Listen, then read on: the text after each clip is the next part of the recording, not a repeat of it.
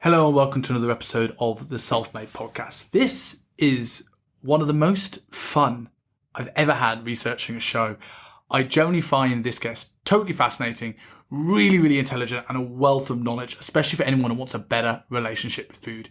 In this episode, I speak to Dr Emilia Thompson PHD about a number of things, really. I went in with so many questions and I managed to cover, I think, pretty much everything. This is a one-stop shop for someone who wants to improve their relationship with food. We speak about empathy, how important it is from both a coach's perspective and what is too much empathy that we can't hold people accountable, but from a client's perspective, how much is too much empathy? Where is the line between empathy and autonomy? We speak about reverse dieting, how to do it the right way, what approaches are good to use, as well as different dieting approaches. When is a meal plan the right approach? When is tracking macros the right approach? And coming out of a diet, how do you move away from tracking macros and being more mindful with your food? This is a phenomenal episode, and generally, if you don't already, go and follow this woman because she puts out so much good content. If you enjoyed the show, as always, share on your social media, tagging me and Amelia. And if you really like the show, please leave a review on iTunes. And if you want to help us provide more free content, click on the Buy Me a Coffee link in the show notes. But without further ado, I will leave you with myself and Emilia Thompson.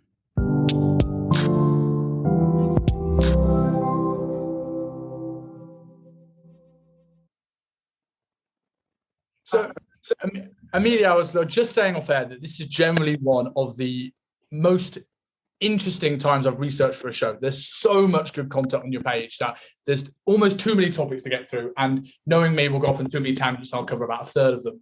But before going into health, nutrition, reverse dieting, all the stuff that you're particularly known for, I came across you for the first time watching one of my favorite trash TV shows, First Dates.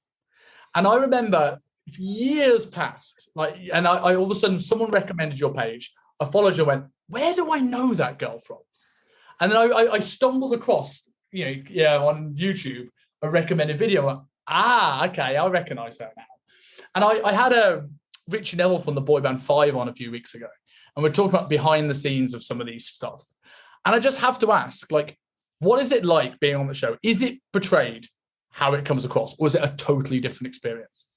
It was great, to be fair. So I actually filmed it in 2000 and I think it was 2018. It didn't air until 2020 or 2021 or something like that. So for me watching it was really uncomfortable because a lot has changed in 3 years, obviously. But it is very much like what it is like. It's not staged at all. So of course they edit accordingly. They edit what they want to edit, of course, like any TV show, right? But they can't edit what you don't say. They can't just make. So it's pretty real. The actual running of it, because I was on First Dates Hotel, is great. They are kind. They are caring. And there were a couple of backstage kind of meltdowns, not by me, surprisingly, but by other people that were on at the same time as me. And I know that they were super supportive. Nice vibe, great food, great drinks. Everyone, it's exactly what you think it is. I genuinely think it was a great experience for me, even though when it came out, I was kind of uncomfortable and I almost didn't want it to come out because it had been so long and my life had changed so much. And I physically and mentally had changed so much. I felt a little bit uncomfortable watching it back, but that's a kind of choice you make when you go onto these types of programs. I remember I did a show with the BBC talking about is red meat bad for you, sort of approach. And I came on thinking that, getting the personal trainer, I hate using the word expert because it's relative to who. But I remember going on that show and getting absolutely edited like crazy to fit the narrative of the show. And obviously this seems like it's a little bit more friendly. But I remember you saying on the clip, because I actually hunted this clip out to watch it again before I got Oh God. And I remember you saying that you found dating scarier than your PhD. Was it that scary doing that on TV? Yeah, I was terrified. But I think what people don't know, for me, in my job, you wouldn't know that I was was introverted and really quite shy, and I've had to do a lot of work on trying to be more confident, or just acting more confident to speak to people, etc., because I love my job. So I need those are things that I have to work on to be good at my job, like, right? So but naturally, when I'm in an environment one-on-one, I find that quite daunting. And dating, of course, requires you to be A, vulnerable, and B, in a one-on-one environment. And in that situation, people watching at the same time. Yeah, it's quite, it's terrifying. So I don't find it so much terrifying now, but I still don't think, I don't know what your situation is, but I don't like going into dating ever. I still always feel uncomfortable. I still always feel nervous. I hate it. I've been with my fiance now, God, 8 years, gone, that's flown by. And I remember I was so nervous when I did my first date with her that I thought, right, I'm sorry, I need to look good. I found the best pair of chinos I can fit in my wardrobe. I hadn't worn chinos at that point for about 3 years prior. Didn't realize until I got out of the house that these didn't fit. So I'm there literally waddling away, not confident in my shirt. I buy a shirt, so I'm coming in, waddling with my old shirt in a bag and my current shirt on me. And I hated it. I'm all right chatting, like an environment like this, like a podcast, having a good conversation, I can chat. But like when you have pressure, especially when the ability to flirt, like that's never something actually to me. I just struggle with it immensely. I'm so glad that I, touch wood, never, ever, ever have to do that again. I'm so jealous.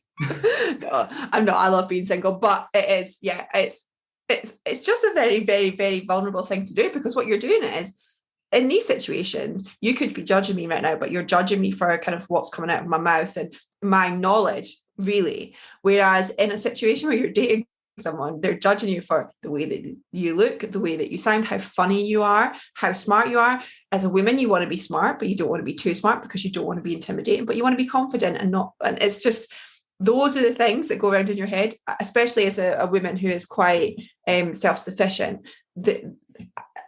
That goes kind of maybe against some cultural norms when it comes to dating. It can be quite difficult to go into that situation. Right, I'm probably quite weird. I'm probably maybe not what a man would necessarily think that they want in a partner because of my job and things like that. And so you already feel like, I don't know, it's a confidence thing for sure, but it's daunting. Whereas like you in this environment. There's an intimidation factor becoming someone that's strong, trains, is a doctor. So there's a level of gravitas, let's say, there. Do you find that sometimes makes it a more of a daunting experience? Yeah, but I don't mean it in a conceited way. I am just quite vocal about the fact that I don't necessarily need, in a traditional sense, need a partner. I would like a partner, but I don't need. So I think that can be quite challenging for someone to accept from the get-go, I think. And I've had feedback that it is quite intimidating a little bit. And I'm also a raging feminist. You just have, like, if you follow me on Instagram, at some point you'll see that I'm a raging feminist. And again, that's intimidating. I'm quite opinionated. So I think it's not me personally. It's just like, yeah, my chat can be quite intimidating, maybe, until you get to know me and realize that I'm actually quite shy and kind of pathetic. I think though, like, to give you a compliment right off the bat, like, it's very clear that you're a feminist from the social media content. But there's feminism and there's feminism. And I think when I look at, without making this a feminist podcast, because this can go off on a huge amounts of tangents, but if you ever seen any of my content on Instagram, I'm very sort of men's rights, men's health, confidence, physical, everything else. And like, your content doesn't come across in this raging, intimidating feminism. It's very fair, it's very open, it's in my eyes true equality, rather than trying to, how do I say this respectfully, but just sort of like, without trying to sort of like make up for lost time and pushing agenda. So, okay, everyone should be on a level playing field. I think I don't find it, for me, maybe it's just me, knowing your content, knowing what you do, don't find it an intimidating thing. Well, that's good. I'm glad. Do you know what, the one time that I've been banned from Instagram was because I put up a post that said, men are trash, why I hate this narrative. And I spoke about it from a feminist perspective about why that's a really unhelpful narrative. And Instagram took it down for hate speech and banned me. It's a sad time. It's interesting going into you saying about like being sort of like unconfident social situation, almost someone's having to teach yourself to be confident socially for your job. And it's interesting you say this, because having done 70, 80 episodes of this now, you think personal trainers, fitness industry people portray a level of confidence. And I got Pat Davidson on the show, a few months ago, who comes across very outspoken and very confident. And the whole episode was about his struggles in social interaction. And do you find, because I know you work with a lot of coaches and things like this, do you find that it's actually a trend that there is often coaches are coming from a place, why they probably went into the gym, come from a place of insecurity and a lack of confidence? And what did you do to start to rectify it in your own case? Yeah. So I think there's a couple of things with coaches. I work with coaches who probably like you really just want to do their best and are always striving to do more. And there's a lack of confidence just because there's the imposter syndrome of not feeling like they're worthy of their job and not feeling like they've done enough, and maybe that luck has brought them. So there's the imposter syndrome side that impacts their confidence and speaking up about what they know and putting themselves out there on social media, etc. But then a lot of people who go into work on support people with their relationship with food have often had issues with their relationship in the past too. And so that adds to their imposter syndrome, but also sometimes that can come alongside a lack of confidence or some insecurities. And so that also kind of manifests in a lack of confidence. So one of the jobs that I do with Emma Story Gordon is we actually run EIQ Nutrition, which is a personal trainer course. And one of the main values of that business is helping people improve their confidence so that the good coaches can actually get out there, because most of the time the outspoken ones are not necessarily the best ones. Again, I'm generalizing, not all men, women, whatever, coaches. So yeah, I definitely see it a lot, and I work with coaches on my coaching team too, that a lot of our work is improving their confidence. For me, I just forced myself into difficult situations because I did my undergraduate degree in sports biomedicine. I was top of my class, but I got into such a state with lack of confidence that I got a 2-1, and I was I think they said I was something like 0.3% away from a first. And this was obviously in the day that they didn't just bump you up. And I was so disheartened, and I went into my kind of interview to see if they would bump me up, and I was so nervous and lacked so much confidence that I completely fluffed it up. I cried. It was awful. My knowledge back then was first class. I know that it was. My lack of confidence completely screwed me over. So I decided that year, I took a year off, did personal training, worked in a job that was quite easy for me, and forced myself. I taught classes. I forced myself to interact with people at the customer service desk every day. I used to say, how was your day? What are you doing today? Things that just felt so super Americanized, super uncomfortable. And I forced myself to do it for a year. And then I kind of went and moved to Loughborough, where I did my master's, and I didn't know anyone. And I thought, I've got two choices. I can be that person who cries in a classroom and fails their exams, or I can go and live my best life and study at the same time. And then met loads of friends, became super confident, got a distinction at Loughborough, which is infinitely harder than where I was doing my undergrad. And I was like, if you just chill out and just try and be social and speak to people, actually your life gets a lot easier. And so I kind of just have to do that. I still have to do that now. I still have pre-talk routines and stuff like that, because I think people think that it goes away one day. And I think you just get much better at saying, I notice that I feel nervous, or I notice that I'm lacking confidence. Interesting. What am I going to do to manage that? As opposed to, I cannot ever feel this lack of confidence, because I just don't think that's feasible. It's acting in spite of it, right? I remember very vividly when I did I said my undergrad, I did a master's, but when I went to university, on the first day I had about 3 or 4 friends, and that was part of my outwardly up here very confident, because I can generally talk to most people, but I'm that person, if I don't know anyone at a party, I'm hiding away in the corner. And I arrived at university, and I lost all my friends in the queue. They got there early, and in the queue for the student union. And for anyone that doesn't know Freshers Week in the UK, you're never finding them again. Absolutely never. And I had to adapt. And I think that was one of the most defining moments of my confidence, because I have to speak to as many new people as humanly possible. And that taught me to get out of my comfort zone. That when I went to, PT, it was I'm going to do spin classes. I did aqua aerobics. I did stuff that I wouldn't even dream of doing now, just to sort of right, let's put myself out of my comfort zone as many times as possible. And I still struggle with it, but I do think that's is a massive impact on how I've got where I've got to now, and doing mentoring, public speaking, to a relatively small degree, but still doing it, which is where I was. I think that's such a good point. I think that in order to get better at public speaking, you need to public speak. Yes, you probably do, but it's so transferable. It's going out on dates. It's meeting people and talking to people in the gym. all of that side of things, it all comes together and it's so transferable amongst, well, yes, hone your skills at public speaking for sure. But if you're hiding away every single weekend and not socializing and then thinking and go up to a big public speaking event on a Monday morning confident, you're wrong.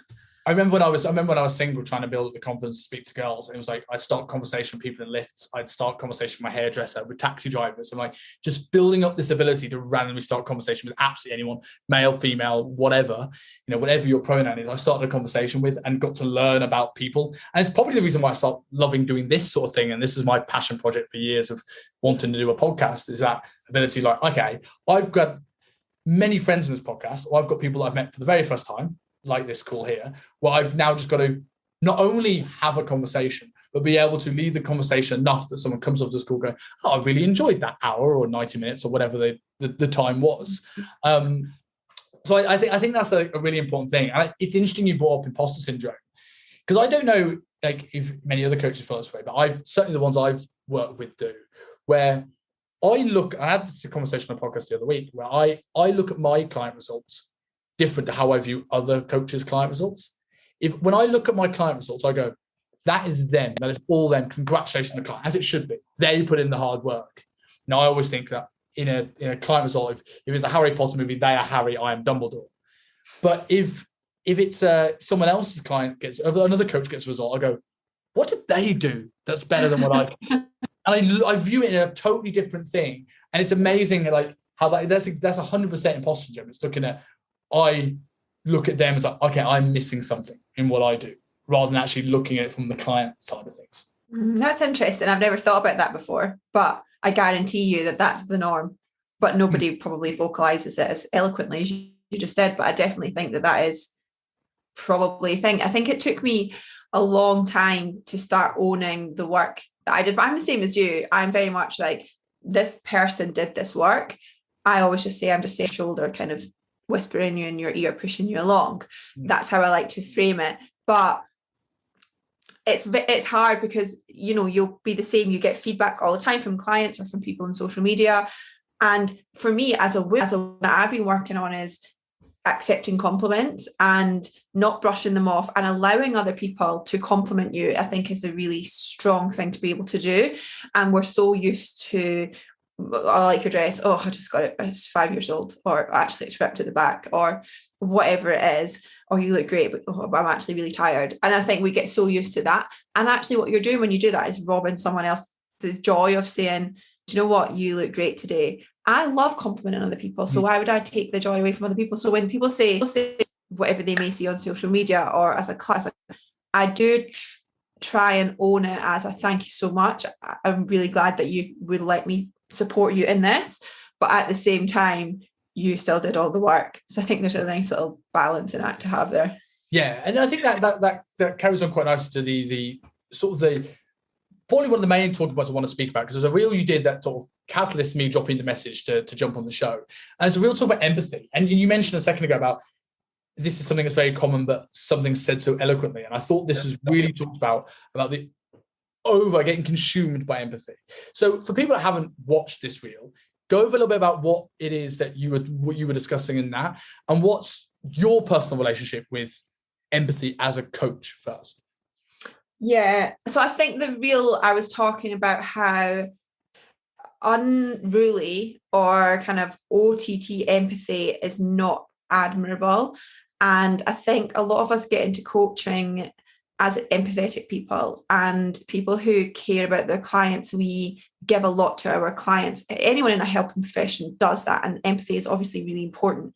But what I see a lot of is people almost martyring themselves as coaches. Oh, I am the most empathetic. No, I'm the most empathetic. Oh, it's just so much work because I'm so empathetic. And that was me in the past. I would just like to say, so this is certainly not a criticism. I've definitely.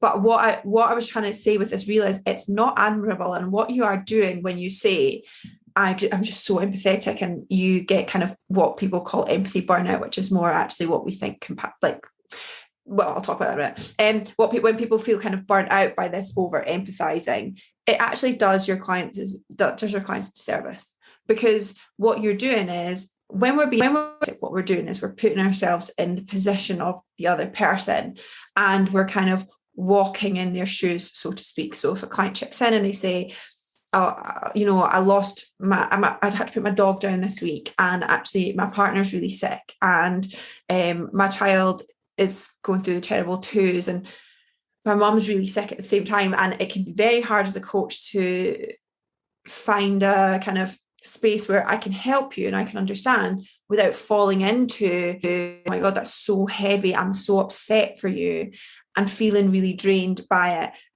But what happens when you do that is that you can't be objective for your client. You can't direct your client through what it is that they're going through, and you can't be what they ultimately need, which is someone to hold them accountable, and for someone to, yes, reframe some situations and nurture them, but move them forwards.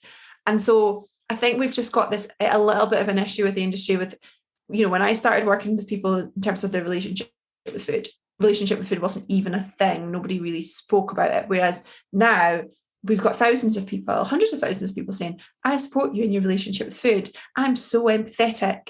And actually, I think it's dangerous waters to get in if you don't understand the difference between kind of empathy and compassion. And compassion is what we want to be focusing on, as opposed to getting lost in someone else's feelings. I think as well, like I see it all the time when coaches, often is when people fall into over empathizing. And you mentioned this in the reel of like, from a personal perspective, they end up feeling burnt out, overworked. They take the emotional stress of that client into the next client, and you see that sort of service drop overall.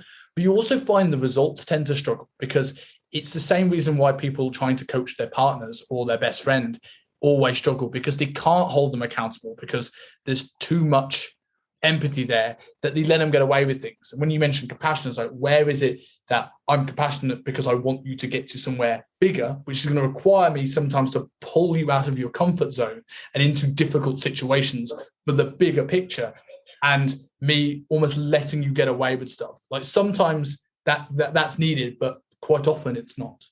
Exactly. You're exactly right. I think you're right. There's the client side of it and the coach side of it. And when it comes to a client, if a client is going through a really tough time, they might struggle to say, I'm going to hold myself accountable to eating my fruit and vegetables, eating my protein, and getting to the gym. They need you to say, I know that it's really tough for you right now, but what's going to help you feel better is going to the gym. So I am going to set you a target of going to the gym 3 times this week, even though you feel like you don't want it. Compassion allows you to do that. It says, I understand how you feel, but this is what your future self is going to thank you for. It's the action. Empathy doesn't. Empathy says, God, I'm so sorry. That must be so tough. Just do what you can this week.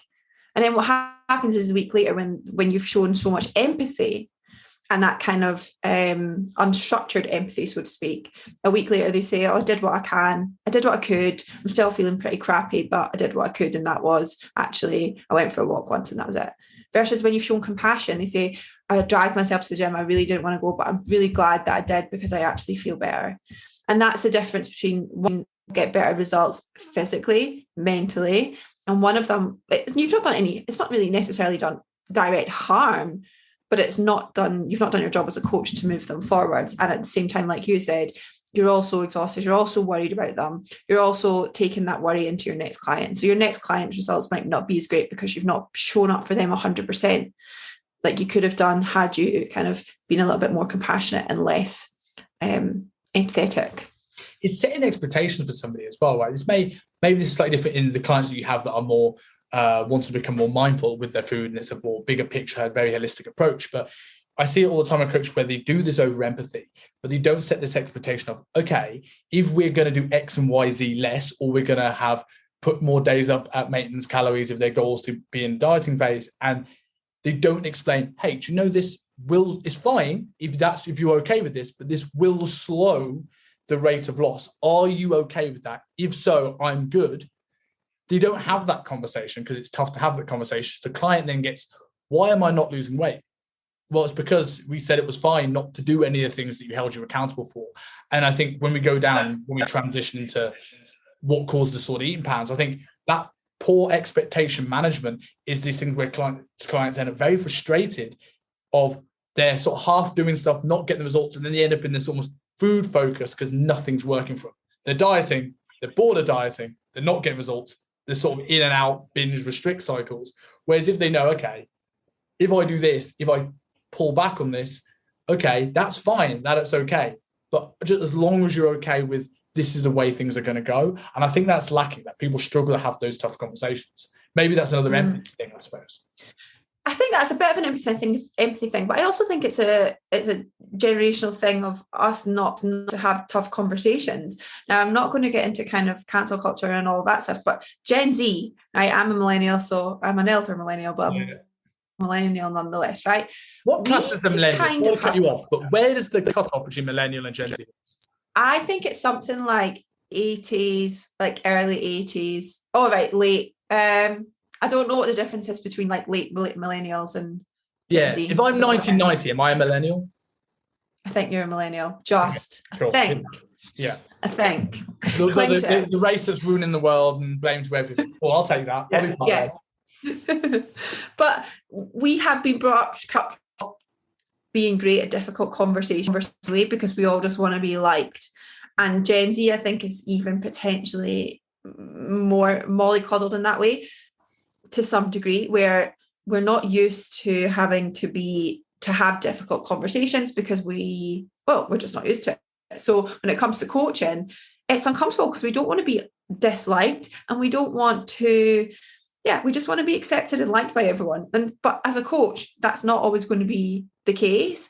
And I think you kind of hit the nail on the head when you're saying you have to manage expectations, and it's not you saying you can't do X, Y, or Z. It's not you that is kind of can't be accepted here. It's that you saying this is the fact. If we reduce your deficit, fat loss is going to be slower. That's just a fact, and that's fine.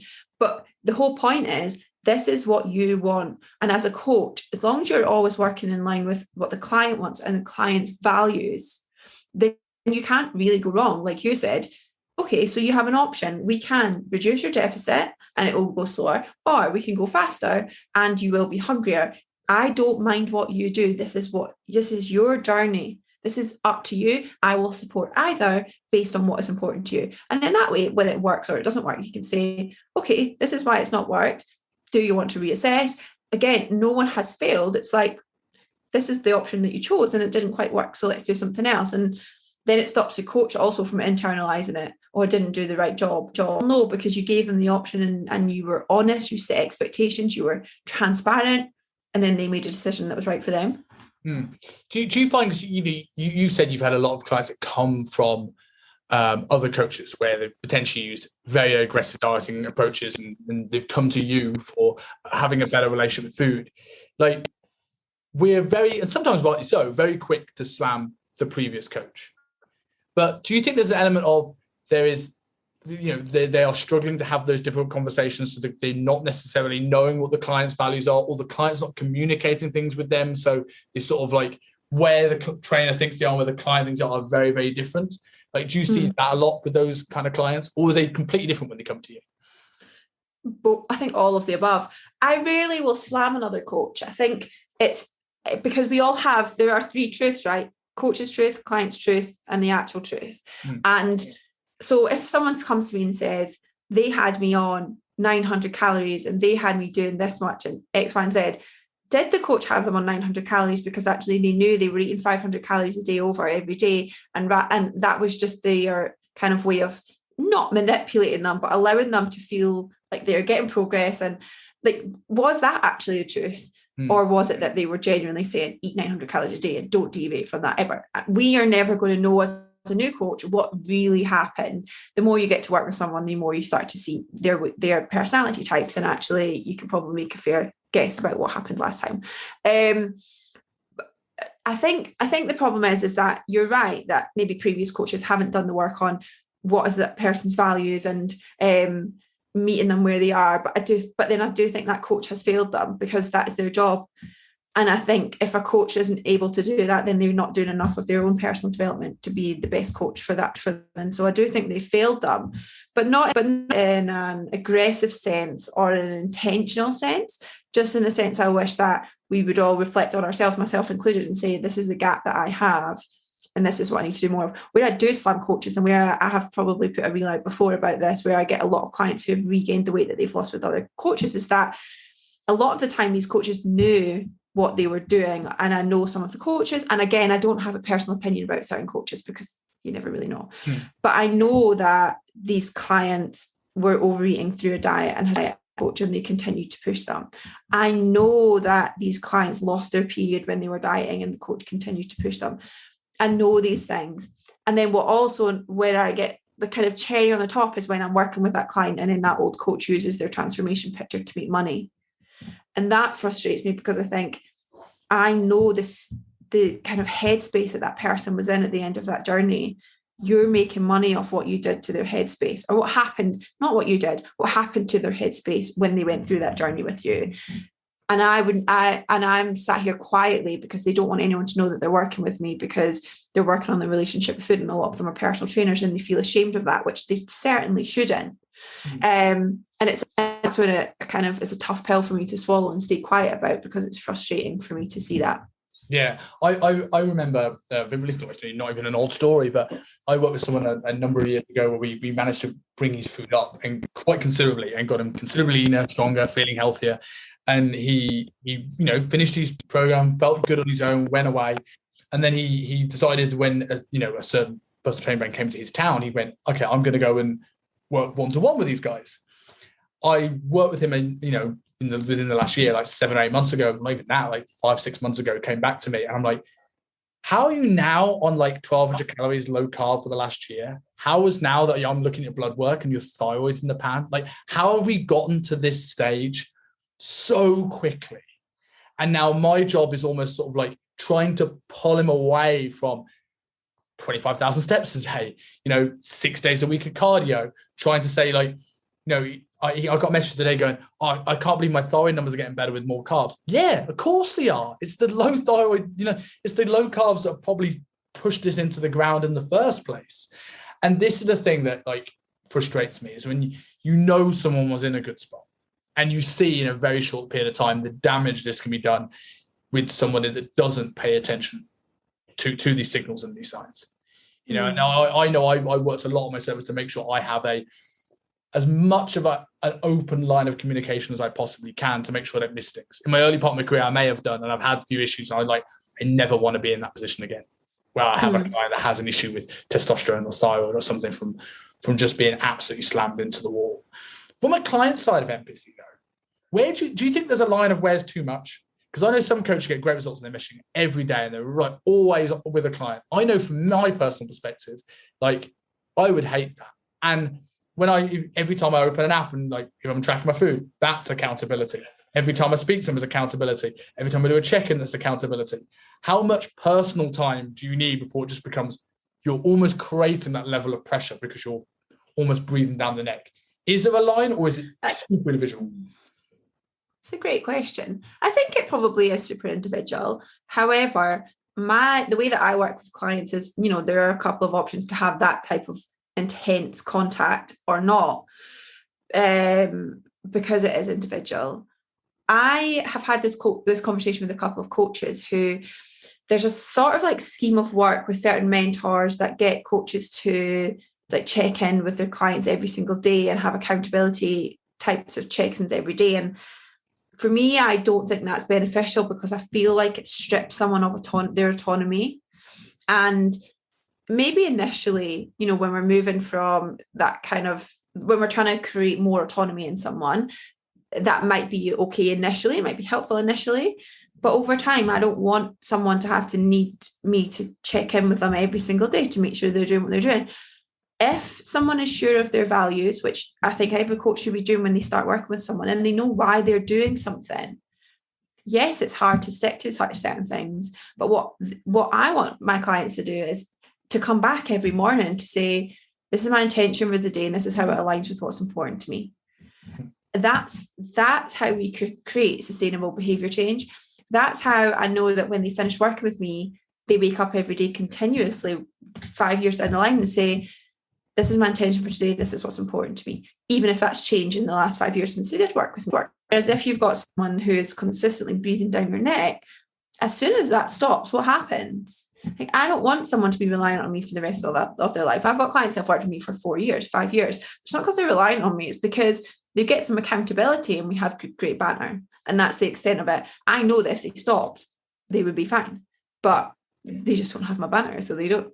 It's exactly how I feel. I've always said that, you know, like I know a coach. I'll shout him out because I think he does a very good job. A guy called Nathan Johnson runs Autonomy, and he literally boots clients out 6 months after diet because his whole point is I create autonomy and you can go about this by yourself and you've succeeded. Now I don't quite go that level of approach, but I want to get to a point where my clients don't stay with me because they need to stay coaching with me. They stay coaching with me because they want to. Not only from their perspective, because they can maintain their body weight and have a better relationship with their food and their data. They can move in and diet if they need to. They can pull back out without guilt or anything like this. But it's also more fun from a coaching perspective, where it's like, cool, where do we go now? Do you want a big deadlift? Do you want to do this? Where it's rather than like 3 years down the line, I'm still going, how many calories have I? I don't know. Like you don't want that point where it has to be so reliant, because you just feel like you're babysitting someone, and no adult wants to feel that way. Yeah, absolutely. And a lot of my clients don't track their macros either.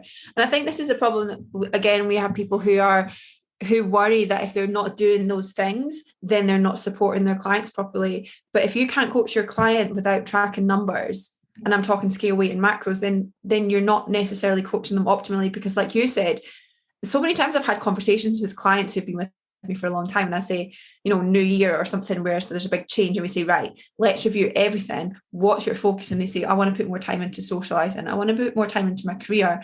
And that's actually the focus of our coaching for a while, because that's what's important to them. And again, it could be 3 months of just helping them with their business, especially if they're PTs. It turns into more mentoring for a while. But like you said, maybe nutrition is still there. I'm like, have you eaten your fruit and vegetables? Okay, great. And that's the kind of the extent of it. But at no point should a client after that amount of time feel that they need to check in with you. But like you said, they want to do that. Yeah. So going into sort of dietary approaches, obviously a lot of what you do is helping people be more mindful and become more intuitive, especially people who have come off competitive stages and have been the tiny Tupperware boxes. I've seen people eating out of supplement boxes and things like this, like coming out of that level. What's your approach now? Like obviously the big talk over the last couple of years has been the calories on menus, good things or bad things. When it comes to dieting approaches now, are you quite flexible in your approach, dependent on the goal, or is there certain ways that you tend to go about things? I'm super flexible to a degree. Things that I won't do are rigid dietary approaches and structured meal plans. Although that being said, there might be like a week now and again where I say, let's follow this meal plan just to see what's going on, to maybe support adherence. So I'm definitely not black and white with things at all. And I'm not anti-diet and I'm not pro-diet. I'm very much, is dieting healthful for you? That's the first thing. And even if it's not, is the aesthetic goal, the cost of that worth, or the pros of that, worth all the costs that may come with it, or the cons that may come with it. But no, genuinely, I think people massively overcomplicate it. Get yourself in a deficit and eat enough protein and be imperfect with it. We're aiming for an average, and I'll look at people's average calorie intake across the week if they're tracking. I don't really care too much how they did it, if they did a lower calorie day and a higher calorie day and averaged out, as long as it was a choice and not a binge restrict situation. Because as you know, a binge restrict cycle and a kind of proactive banking of calories for the weekend, lower during the week, higher during the weekend, on paper can both look exactly the same, but in the mindset space can be very different. So I think that's really important. But then also I have lots of clients who don't track, and I think I have clients who work on their relationship with food and then go into a fat loss phase. And for them, tracking is either they just don't want to do it, or it's triggering for them, or they don't want to do it, and they lose fat just by eating a little bit less. And it's really not that complicated. I think we overcomplicate it so much. I'd much rather you focus on, like, in a nutshell, your nutrition is all of the same healthful habits, 365 days a year, right? Which might include rest days, it might include, whatever. All of the habits are the same. The only difference between dieting or gaining weight or maintaining is your calorie intake, which just doesn't have to be overthought. Your protein stays the same. Everything can pretty much stay the same. Just eat a little bit less or eat a little bit more. As awful as that sounds to say, eat less, move more. I don't like that narrative necessarily, but I just think we as a whole massively overcomplicate it and think that we have to change things to lose a little bit of weight. And it's like, you really don't. Just reduce the fat that you have in your meals. And it can be as simple as that. It's so we obviously you see you have clients, some clients track macros and some clients don't. Is this, when you're looking at a client that potentially would track their food, is this based off preference, or is it something that where you would encourage people to track from an initial basis? Because a lot of people, I'm sure, come to you if they're complete beginners, non-ex-competitors, that going into an intuitive eating approach, let's say, their intuitive style of eating has got them to where they are currently at, and they might not have any awareness of food, no structure, no routine. It's a little bit all over the place. Would you encourage those people to maybe track their intake for a while, or maybe have some level of structure? You mentioned meal plans, not used very often. Or would you then look to still just make these people more mindful of the research? I suppose it's a combination of the two. Probably a combination. I certainly used to think in the olden days of coaching that everyone should track at least initially to get understanding of food and then do something different. I don't think that anymore. I think that people who come to me and maybe have never tracked before and they don't have a desire to track, I will definitely provide some structure, but I'll pretty much provide structure for almost everyone I work with, regardless of the goal. And that will be things like eating regularly, eating protein 3 or 4 times a day, eating fruit and vegetables, all the basic nutritional guidelines, drinking water with your meals, minimal snacking, etc. That is sometimes sufficient alongside some mindfulness work around, because that can help reduce calorie intake through snacking and things like that. Although it doesn't directly impact fat loss, it can certainly help just be more mindful around food. So along with that work, and along with some initial nutrition education around this is what protein is, so carbohydrates are, etc., that can be sufficient, especially if you've got more body fat to lose. If you're in a larger body, you can do something like that, start exercising regularly, increase your physical activity, and lose X% of your body weight consistently over a couple of months. And then what you tend to find is maybe things start to stall a little bit because you've done all the simple swaps, you've got into your routine, you get more efficient. And then at that point, I might say, okay, now would probably be a good time to track. Your relationship with food now is really good. You've got all of these healthful habits. So let's there add in a little bit of tracking to see that consistent fat loss. And I think in the past, I definitely went, let's track first and then maybe change it. And actually now I do a lot more of, let's get all of these habits in place and more healthful nutrition first, and then go into tracking, because you don't need the kind of nitty gritty education to make basic healthful swaps and to see the results of that. Just because I agree with this. I just want to play devil's advocate for the sake of playing devil's advocate here. Because one of the things that why a lot of coaches might be saying, listen to this, or a lot of clients that struggle with losing weight thinking they're only eating 1,500 calories. Like, did you ever see the show Secret Eaters on Channel 4? Yes. Yeah, like, it's so shameful, but I did love it at the time when I was young. I in a way, I still kind of love it, because I do think there's that element of this lack of attention to detail, lack of awareness with food, where people think, oh, I'm only eating 1,400 calories. And like we mentioned earlier, the coaches do this to counterintuitive with that they're eating 2, 3, 4 times as much. I remember a client that was like struggling to lose weight for ages, and every week I was like, can you just send some picture of your meals? Like, you're a 120 kilo guy, you're on about 1,900 calories. This doesn't make sense. So I just want to make sure there's nothing obvious in here. We worked out he had 1,000 calories of sauce. So he was eating the structured meals that we were saying and then putting like literally 1,000 calories of sauce over his meals. And like with those things, we can work on the basics in terms of those habits. But if those oversights aren't looked at, would that potentially have an issue where you potentially lose buy-in because the client's like, well, I'm not getting anything out of this. There's nothing you've done wrong. You've had a great approach to them. You've worked on all the basics, but that basics is covered in grease and oil and sauce and lattes and all these other things. Like, how do you work with clients that maybe haven't got that awareness to either allow them to start having that education process or be more open to have that conversation with you? Because some people might not even want to speak about the things that they're their favorite foods. Yeah, it's a great question, right? And I think if your client is here to get fat loss and they're not dropping body fat, then you're not doing something right. So of course, I think if a client was making all these healthful changes and they still weren't losing body fat, you can't ignore that. You still have to think, right, there's something going wrong here. What I would say is when you're working on food education, aside from tracking, people tend to just naturally become more mindful of what they're having in their food and of their calorie intake.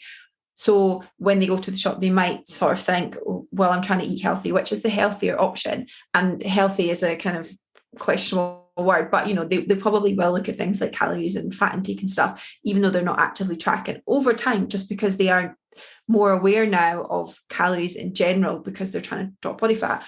But that doesn't necessarily have to come through. It can just be more educated choices. And if you look at the intuitive eating paradigm, it does involve food education, and it does involve kind of learning about foods and calories in foods as a whole, i.e. 1 gram of fat has 9 calories, that type of vibe, without actually tracking. So I think there's such a middle ground. If it's somebody like that, then I might say, okay, let's track for 2 days this week. Let's just see.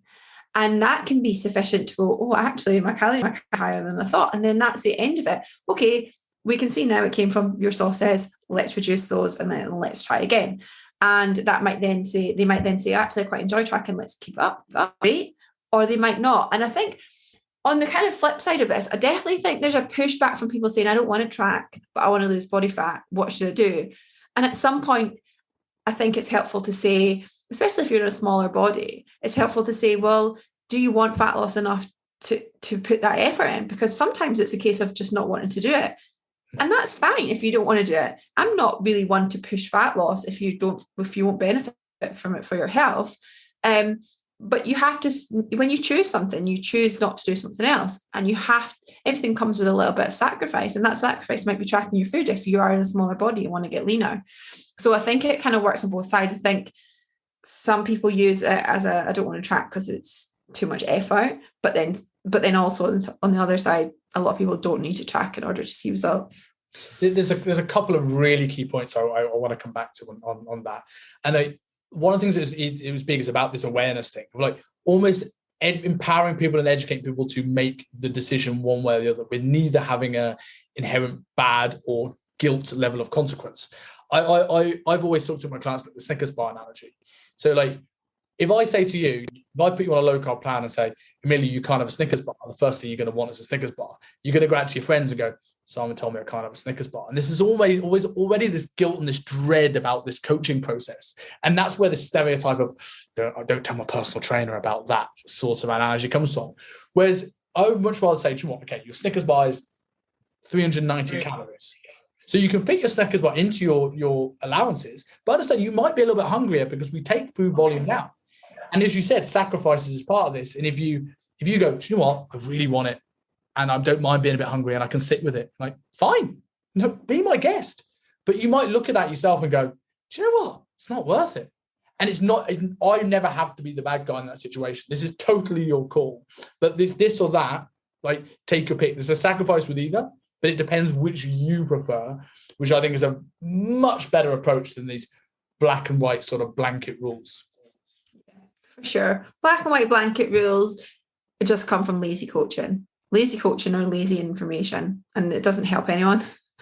So when you going into the topic of perfectionism, this is something I want to sort of like bring up again from what you were saying, that when somebody sort of like isn't open, isn't like not honest, or they feel that there's a guilt associated with food, this perfectionism mindset of like, I don't want to tell my coach about this, or I'm going to hide from, whether it's from you or from themselves.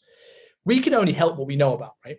So how would you encourage people who have maybe clients that just stay under the radar and stay quiet when things are obviously struggling and obviously not going wrong, and people want to help them, but they're just not coming for you? What advice would you give to someone, to whether it's the coach creating a better environment, or to advise to someone who's maybe like this, that sort of wants to hide from the things they're not good at or aren't perfect?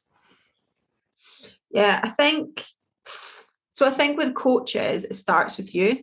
And there's this kind of idea with person-centered coaching or therapy or counselling, where a therapist Carl Rogers stipulates there has to be 3 conditions in order for a kind of person-centered relationship to take place and for someone to be able to change. And that is empathy, unconditional positive regard, and the third one is congruence. And that means really, as a counsellor, therapist, or coach, being completely yourself, aligning with your values, knowing your values, and being kind of who you are. because when you do that, you allow the person you're working with to do the same and to be honest and to be comfortable with who they are. And if you are somebody who is super, like, has a, you know, a strong ego, puts out a certain face on Instagram and social media, and your marketing is quite judgmental, isn't very authentic or honest, that is the vibe you set for your clients. Often we think of social media as an outreach or marketing or meeting different people. But, you know, I think about my social media as my clients watching. They need to know me. I set the precedent for how I want my clients to show up. And that means going on social media without wearing makeup. That means going on social media and saying, I ballsed up and I ate this. It means going on social media and saying, I'm eating a lot of salad, or I'm eating a pizza, whatever it is. I set the precedent for what my clients think is quote unquote okay. And I think that's one of the most important things. And I'm talking about social media, but it's the same as if you have a Facebook group community, if you have an in-person situation. If you're personal training in person, it's not a session for you to talk about yourself. But if a client opens up to you a little bit and is vulnerable, it's the same as when you're dating. You want to be vulnerable back. You want to show that you can create that space of, they've been a little bit honest about themselves, I'm going to be a little bit honest about myself, in order to let them feel comfortable so that then they can do that again. And that's not oversharing. That's just being congruent and authentic. And I think that's the most important thing that you can do in order to create a safe space for your clients, at the same time as doing the obvious things of not judging them when they do say something, allowing them to, like, being there to reframe. I think one of our most important jobs as a coaches is reframing. And, you know, if a client's checking in and they're saying that they've done something quote unquote bad or they've messed up somehow, reframing it as, okay, well, this happened, that was a bit of a slip. What was the situation? What can we learn from it? And what will we do next time? Amazing. So that client then checks in with something that they feel is negative, and what they get back is a really positive reframing and a lesson learned from that, so that next time it happens, they can say, oh, I wonder what her lesson's going to be for the next time. And I want to tell her that I've messed up so that she can reframe it and then tell me something like how we can tackle it together next time. And so I think framing these failures or slips as positives, even as a person, as a client, failures are good, slips are good, because they are positive experiences for growth. If you never fail, I know it's a cliche, but if you never fail, you're not progressing, you're not growing. It's impossible not to fail on things. And with my coaches that I work with on the ET-PHD method, I encourage them to mess up. And when they come to me and say, or if a client comes to me and says, oh, this happened, and we speak to the coach and say, oh, I can't believe I messed up. It's like, great, well, you're learning in this process and we're not going to do it again. And I think we all just have to be a lot more comfortable, client coaches, at failing and saying it's a completely normal human experience and learning from it. I couldn't agree more. Before I go on to what I was going to say on that point and following up from your point, I always think it's amazing. In 70 odd episodes, every podcast I've ever done has come full circle. It's amazing. You mentioned we talk about your first dates to start, and we come back to dating as a diet analogy at the end. Always full circle. But I think, like, reframing is, I was having this conversation today, and I was a client was like not communicating when things were off plan. I'll get a few days, I understand what's going on, we're having this communication. Something on the weekend, silence, and I'm just like, if what I've given you is too restrictive and you're struggling with it, if you let me know and we look at the data and I go, oh, you still drop in, we can manage your hunger, I can add food here, what you're missing, we can do something about it. And we could have found out this diet that really works for you, but I can't help what I don't know. And I was like, reframing, I'm not going to tell you off. It's like, if you know, I can make this easier for you. I can make this better. And if you have gone over on your food on the weekend, yeah, you might slow down fat loss, but you could gain a bit of muscle from being in a bit of a surplus for a couple of days. You can improve thyroid output. It's not a bad thing. Like, people think deficit good, surplus bad.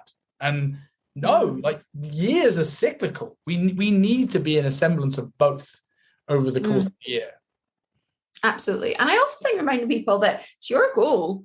I don't mind what goals my clients have as long as it's helpful for them. And I don't mind if they 2 weeks down the line say, thought I wanted fat loss, but you know what? I really would rather go out partying every weekend and just live my best life and be healthful. I don't mind if someone turns around and says, actually, I failed it and I chose to fail because I actually don't want this anymore. I really don't mind. And I don't mind even if you didn't choose to do it, but you slipped up.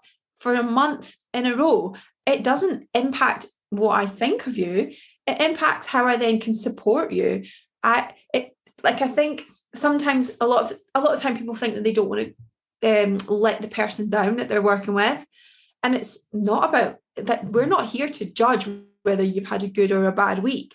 We're here to look at, oh, look, you say you want fat loss and your scale weight's come down. Well done. You're moving in the direction of what you want. I will never compliment someone's fat loss ever.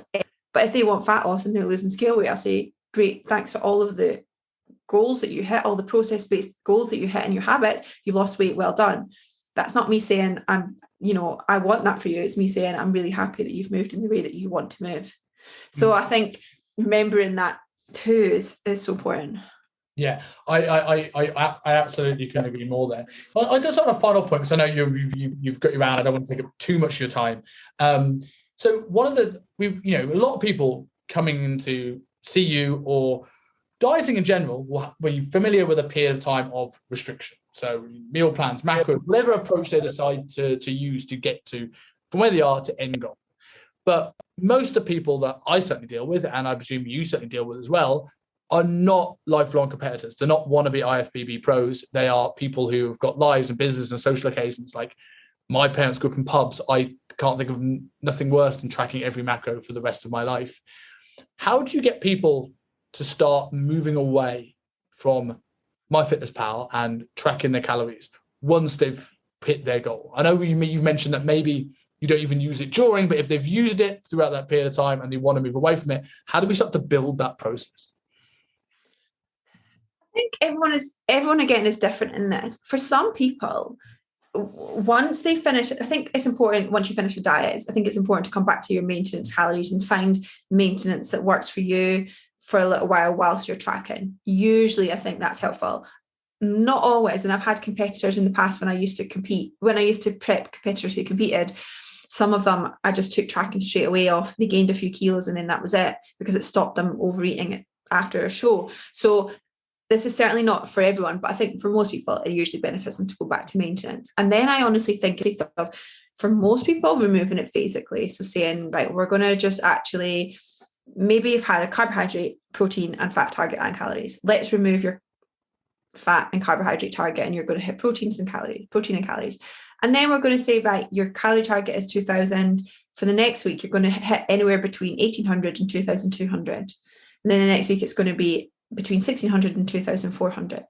Okay, you're literally having this big, huge variation now. You know what food looks like. We either take away a day of tracking, as long as it doesn't become a kind of quote unquote cheat day or a binge type day. We could try and take a day, or we can say maybe you've got a family. So we're going to track 1,000 calories up until the afternoon, or 1,500 calories until the afternoon. And then you're going to enjoy an evening meal and supper with your family every day. And then so you've kind of got that half and half day. And I think it depends on the person's values. So if someone says, family is the most important value to me, okay, well, how can we make this removal of tracking align with your values, about socializing, dinner times with your kids, etc. That's why that's really important to you. So let's make your nutrition align with that. For other people, it might be, I really value romantic relationships, but I'm single. Okay, so your goal is going to be, we're going to actually say, I've had clients say this before, we say, right, you're going to spend 10 minutes on Tinder every night, things like that. You're going to do that, and then you're not going to be tracking at weekends because you're going to go out and date at the weekends, and you're just going to track during the week. And so it's about bringing it out physically for most people. Again, not all people. Some people can find it fine just to whip it out, but having some sort of structure. But at the same time, I'm able to focus on something else, because remember that, yes, tracking has allowed us to get fat loss, but for a lot of people, that tracking has also provided a sense of purpose, a sense of self-efficacy, a sense of control, a focus. And for a lot of people who fall into dieting, they're doing that for a reason, and it might be because they don't necessarily have that somewhere else. And so it's about, let's bring that thing down. But at the same time, where can we create some purpose, some joy, some focus elsewhere? And so it's kind of balancing them out. It's really interesting to say that, because it's almost that gold medal syndrome when someone comes on a diet. And I know I felt it coming off like photo shoot preps and things like this, and getting really, really lean. Like everything is geared to this day. Every food I have, every cardio, every training session. And then you have it and you get these great photos you can have forever. And then Monday comes and it's exactly the same as Friday, but now without any of that purpose. And that desire to track and to diet and to stick to those habits that got you to this goal, now that deadline is not there, it's non-existent, becomes infinitely more harder. And you mentioned bringing people back into maintenance. And I always thought about this in maintenance. There's the two schools of thought. And I already know your take on this because you alluded to it earlier and you've mentioned it on social media. You get this slowly but steady increase their calories up because, you think it's all down-regulate, thyroid, needs, etc., etc. Or we go, the Eric Helms popularized approach was recovery diet, bang, maintenance calories, gain a bit of body fat, that's fine. And I generally think that if someone has a good awareness with food and they've built this over the time that they're dieting, taking someone to maintenance straight away is absolutely no problem at all. And I don't think for most people it'll have any negative side effects at all. I think the only reason why you would maybe go a little bit slower, in my take, is if you think someone is so tied to that deadline that if you go, well, here's an extra 1,000 calories, they're not going to fill it with good food, voluminous food, stuff that's going to stop those being restrict cycles. They're going, wow, I've got 1,000 calories, I can go nuts, and it becomes 3,000. Do you have different approaches to reverse dieting, or is it generally like, I want to make a big jump out because I want to get them out of dieting as quickly as possible? So my standard is, let's get them out of diet as possible to maintenance. However, the type of clients I work with generally feel a little bit reserved around that. So psychologically, I might say, we're going to do 100 or 2 calories just below maintenance. As long as I can say just below maintenance, that's fine. But again, other clients who have maybe been overeaters in the past, we actually go into a bit of a surplus straight away because they know that their hunger is high. They know that their leptin levels are low. They know their ghrelin is high. They know that their expenditure has still been so high that we're just trying to mitigate any overeating. And I think that's the classic mistake that most people make, is that they prolong thing and they kind of bring up slowly to try and justify their overeating or to try and counteract the fact that they're overeating, when really if they just bring them their calories straight up to maintenance or a slight surplus, they're not going to be overeating and they'll still be eating less calories. So I do have a bit of a variation with people. I think it's really important to stipulate, regardless, and I'll say to all of my clients at the end of a diet, your main goal for this week or the next few weeks is to eat the same food you've been eating when you were dieting, but you're going to increase the volume of those foods. And in the past, when it was competitors, I would say I would make much more of a bigger deal of this, because most of the time with my clients now, they don't really have certain foods that they eat all the time, but they tend to eat similar sort of breakfasts and lunches or whatever. So we can increase the volume there. But this was especially important with competitors because, they tend to obviously have certain foods that they've not had at all, and they start to fantasize about them. And I say, right, you're not going to bring those foods in yet. You can have a meal after your show, but then you're going to eat the same foods as you were eating 2 weeks ago, but double the size. And I think that conversation is really, really important. Then we can start bringing in some more foods. But again, everyone is different, as you know. Yeah. And I could go on about reverse time for ages, but I realised we've just gone over the hour and you've got stuff to do. So I realised that we went so much into the first date conversation at the start. We didn't actually get a proper introduction to who you are. So before we talk about where to find you, if someone's listened to this at this point and they're going, man, this girl's really, really smart, tell us a little about what you do and who you help and who you are essentially. Sure. So I am a registered nutritionist, and I work predominantly with people who are trying to improve their relationships with food and their body image in some way, shape, or form, usually from chronic dieting backgrounds, but not always. And I run a coaching team who use my methods to support people all over to do that. And I also run EIQ Nutrition with Emma Story Gordon, which is an online nutrition course that is evidence-based, but it's got a huge compassionate undertone. So it's quite a holistic nutrition course to support personal trainers and being able to support their clients beyond just fat loss, on just tracking like we were talking about. And where can people find you, the course and everything else? Yeah. Best place is Instagram, Emilia Thompson PHD, or EIQ_nutrition. That's where I'm most kind of prevalent. Well, thank you very much for your time. This is really, really enjoyable. I even prepared for speaking to a Scott my sugar-free iron brew ready, and I didn't even open it. Oh.